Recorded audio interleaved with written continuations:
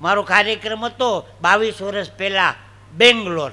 હા, તે ઓલી અમદાવાદ બેંગ્લોર ગાડી હાલે ને એ ટ્રેનમાં બેઠો 22 વર્ષ પહેલાં. એ ટ્રેનનું એક્સિડન્ટ થયું, જબરજસ્ત એક્સિડન્ટ. 2 ટાયર એસી કોચમાં મારી ટિકિટ હતી, તો એસી કોચના ડબ્બા બચી ગયા. હું તો ત્રિચિનાપલ્લીને કોયમ્બતુરને ઊંટી થઈને રખડતો રખડતો રખડતો 6 દીએ ઘેરે આવ્યો.